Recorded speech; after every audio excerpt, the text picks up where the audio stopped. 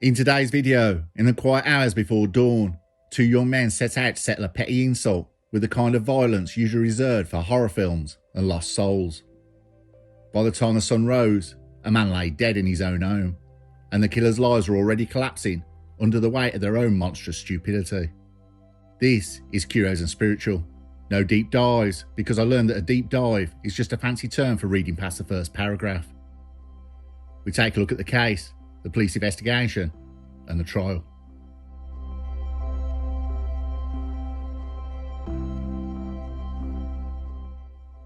We go to Wheatley Hill, County Durham. Ross Connolly, 46 years old, was a grandad, a proud shot and colliery lad, and a man whose life moved at a steady, ordinary rhythm. Predictable, reliable, and quietly dignified. By 2023, he was effectively housebound, battling a long-standing health problem and sleeping in his living room, where his sofa had become both bed and sanctuary. In Wheatley Hill and nearby Shot and Colliery, neighbours knew him as a familiar figure, modest and ordinary, the sort of man whose absence would leave a massive hole in the community. Little did he know that two young men, Lewis Armstrong, 17 years old, and Harvey Hughes, 20 years old, were about to cross a line with a sort of deadly incompetence that transforms arrogance into absolute carnage, armed with weapons and the most reckless sense of entitlement. They moved like self-appointed executioners in a local theatre of their own making, convinced that a petty online slight justified invading a man's sanctuary. Each step they took, each decision, from collecting a metal pole to splitting into two vehicles, was a testament to the lethal mixture of ego, impulsivity, and moral bankruptcy. Ross, meanwhile, remained oblivious, following the quiet rhythm of his ordinary life, unable to anticipate the chaos that approached. The spark, as it so often does in the modern era, was absurdly trivial. A Facebook exchange in which Ross allegedly insulted Armstrong's mother. That's right, hurty words, as we've seen, get more and more ridiculous now.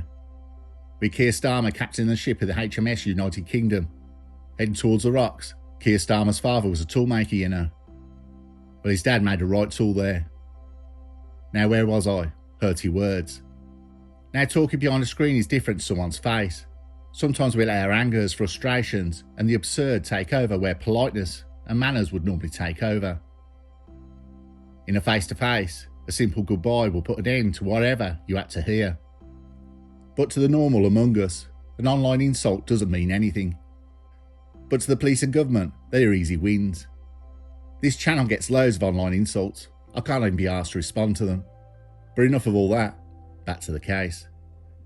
One comment that came from an associate of the killers suggested that Ross was slating Lewis's own mum on Facebook simply because he was drunk.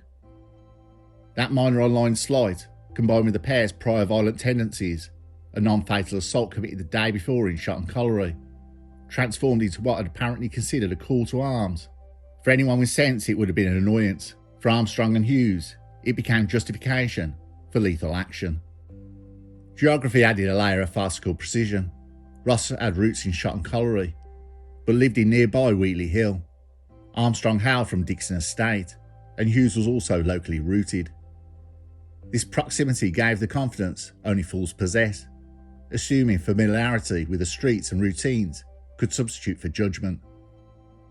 Their local knowledge became both a weapon and a trap, making their impending mistakes predictable. Shortly after midnight on the 1st of May 2023, Armstrong and Hughes executed their plan in a display of strategic sophistication that might have made for a GTA 5 mission. They travelled in two separate vehicles. Armstrong was chauffeured by his girlfriend, Millie Bradley, in her Nissan Duke, while Hughes drove his own van. A convoy apparently intended to maximise tactical efficiency. Before reaching Ross's home, they made a stop at Armstrong's father's yard to collect weapons, including a metal pole, the very instrument that would later transform a minor insult into a tragedy. One imagines this moment as a mix of adolescent thrill and deluded planning, surveying a yard, tools, choosing tools, and imagine themselves enforcers of digital justice, all of which of course only added to the predictability of their eventual capture. Armstrong, driven by Millie, and Hughes in his van, proceeded through the quiet streets, utterly convinced that the combination of local knowledge, brute force, and tactical separation rendered them untouchable. Meanwhile, Ross, housebound and unaware, followed his ordinary routine, completely incapable of anticipating the absurdly lethal consequences of a Facebook quarrel. The forced entry marked the point of no return. Armstrong and Hughes stormed Ross's home, armed and angry. In his living room bed, Ross was defenceless, incapacitated by circumstance. What followed was a merciless sustained attack, using a metal pole, and according to a neighbour's security camera audio, delivering at least 40 blows. Armstrong and Hughes struck Ross repeatedly. Court proceedings described the assault as a merciless and cowardly attack on a man incapable of defending himself. Every aspect of their execution highlighted the grotesque mix of arrogance and incompetence. The stop at the yard to collect weapons, the separation of vehicles, but in their minds these were carefully considered steps. The absolute darkness lies in the contrast between their perception of themselves and the actual result, predictable, catastrophic violence. Even as the blows rained down, their lack of foresight was glaring. Armstrong post-attack was driven away by Millie Bradley, leaving behind the metal pole and the undeniable evidence of both brutality and ineptitude. Hughes' separate escape in his own van added to this. Meanwhile, Ross's life, quiet and ordinary, stands in stark relief. A man who had lived modestly, engaged with family, was overwhelmed by two young men convinced that a Facebook insult justified death. His ordinariness, his decency, his vulnerability contrasted sharply with the absurd confidence of his attackers, the absolute futility and horror of the situation. And then inevitably, the police arrived. Armstrong and Hughes had left a trail almost too easy to follow. 2 vehicles, witnesses, prior assaults, and security camera audio documenting 40 blows. The authorities entered a scene crafted entirely by the offender's combination of audacity and incompetence. Ross Connolly had been beaten to death in his own bed, a victim of petty digital slight, escalated by poor judgment, poor planning, and more worrying than any of that, lethal impulse. This is the end of the case, part 1. The police now step into the aftermath, ready to untangle a chain of events defined by brutal horror. And the stage is set for the investigation that will follow every foolish misstep of Armstrong and Hughes.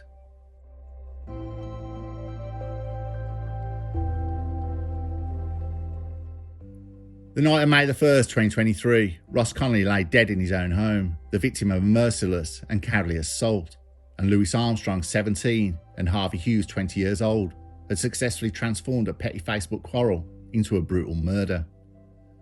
The police, arriving with the grim certainty that human stupidity has consequences, stepped into a scene that defies belief.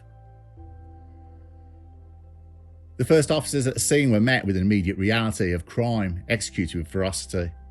The living room, usually Ross's sanctuary, had become a scene of violence, a sofa bed bloodied, a metal pole discarded in the corner like a trophy of failure.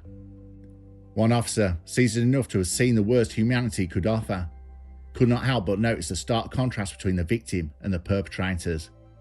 Ross, defenceless and ordinary, had done nothing but exist within the boundaries of his modest life. Armstrong and Hughes, by contrast, had gone out their way to manufacture chaos, leaving a trail that practically screamed, "We were here, we meant it, and we're utterly foolish." The police prepared to follow that trail.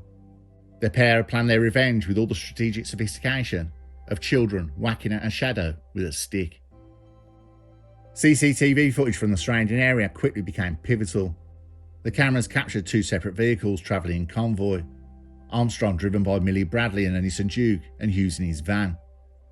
This tactical manoeuvre, so carefully plotted in their minds, would later serve as a digital breadcrumb trail, allowing investigators to reconstruct the journey from yard to attack to getaway.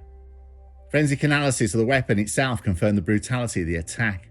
The metal pole, carefully photographed and catalogued, carried bloodstains matching Ross's DNA. Analysis of the impact marks revealed the sustained nature of the assault, confirming at least 40 separate blows. Each mark, each smudge, was a silent indictment of Armstrong and Hughes. The investigation also examined the offender's social circles. Millie Bradley's involvement, driving Armstrong away after the attack, was documented and assessed. While she had not been present during the assault itself, her role as chauffeur to a killer highlighted the unintended consequences of poor judgment. Throughout, investigators were faced with the grim human toll of the crime. Ross Connolly, described as housebound, defenceless and disabled, had been brutally beaten in his own bed. Statements from family painted a picture of ordinary decency. By the end of the initial investigation, the outlines of the crime were clear. Armstrong and Hughes had travelled to Ross's home in a convoy of 2 vehicles, thinking it strategic. Collected a weapon in advance, demonstrating premeditation. Assaulted a defenceless man repeatedly with a metal pole, leaving behind a trail of obvious evidence. During police questioning, Louis Armstrong and Harvey Hughes both denied murder and all other charges against them. They were charged with murder and remanded into custody.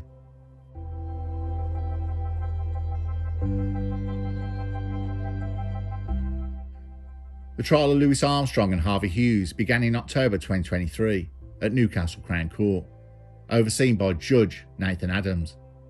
The trial of Millie Bradley will be held at a later date. We will cover that at the end. The prosecution opened first, and honestly, they had the easiest job in Britain that day, and wasted no time establishing the timeline. The Facebook insult, the impulsive rage, the weapons collected from Armstrong's father's yard. The jury didn't need to imagine the defendants grabbing the metal pole. They saw the photographs. They heard the forensic testimony.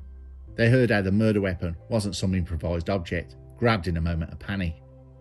No, Armstrong and Hughes had selected it like they were choosing tools for a home improvement project.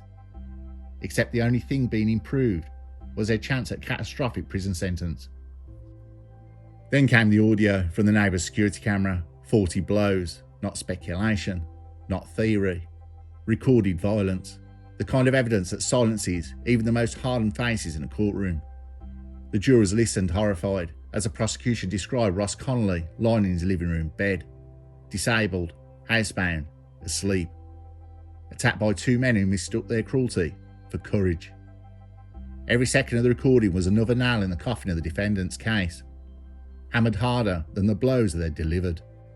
The jury learned of the convoy, Millie Bradley driving Armstrong in a Nissan Duke, Hughes behind them in his van, the stops, the routes, the phone locations. Every piece of technology they forgot was tracking them like an overexcited bloodhound, now sat neatly arranged for the prosecution's convenience. Hughes' van was captured on CCTV near the house at precisely the wrong moment. Armstrong's digital trail lit up like a fire alarm. The vehicles were identified with ease.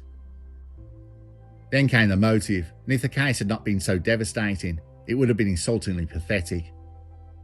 An online remark, a drunken insult on Facebook, they managed to cultivate a murder. The defence of Louis Armstrong and Harvey Hughes both denied murder and all of the charges against them, but none of that stood up against the evidence. Not the metal pole, not the convoy, not the 40 recorded strikes, not the planning, not the fact that Ross Connolly was disabled, housebound, and asleep when they attacked him. The jury found Armstrong and Hughes guilty, and then came the judge. Some judges deliver sentencing remarks with detachment, not this one. The judge delivered his address with a controlled, precise fury as someone who witnessed true cruelty and refuses to soften the truth. His tone was not theatrical, it was surgical.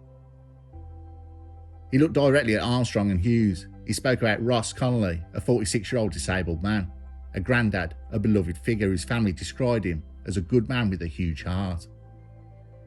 He spoke of Ross's vulnerabilities, his difficult years, his health, his reliance on his living room bed. He spoke of sanctuary violated, of a home transformed into a crime scene by 2 young men who mistook violence for strength. Then he returned to the defendants with a cold clarity that could have frozen the walls. He told Armstrong that being 17 was not an excuse, when the planning was this deliberate, the brutality this extreme, the impact this permanent. He then told Hughes that being 20 did not make him a follower, not when he willingly carried the weapon, willingly entered the home, and willingly delivered blows or enabled them. And then the judge delivered the line that erased the last flicker of bravado from their faces. This was a merciless and cowardly attack. A defenceless man in his bed, in his home. You gave him no chance, no dignity, no humanity.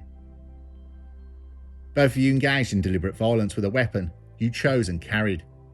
Both of you intended severe harm. The suffering you inflicted was extraordinary. The loss inflicted upon his family is immeasurable. The judge concluded, the only appropriate sentence is life imprisonment. Louis Armstrong, you will serve a minimum term of 24 years. Harvey Hughes, you will serve a minimum term of 26 years. And behind them, the family of Ross Connolly remained dignified in their grief, wounded beyond repair, holding on to memories of a man who deserved better than to become the target of two utterly stupid and bloody evil killers. Millie Bradley initially pleaded not guilty to the charge of assisting an offender, but she changed her plea to guilty several days into her trial at Newcastle Crown Court in September 2024. She was subsequently sentenced to 27 months in a young offenders institution for her role in driving her boyfriend, Louis Armstrong, away from the murder scene.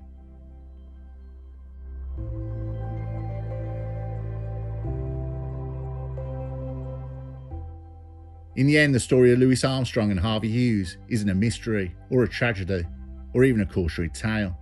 It's proof of concept that stupidity, when mixed with violence and an ego the size of County Durham, can take two young men and hollow out the rest of their lives in a single night.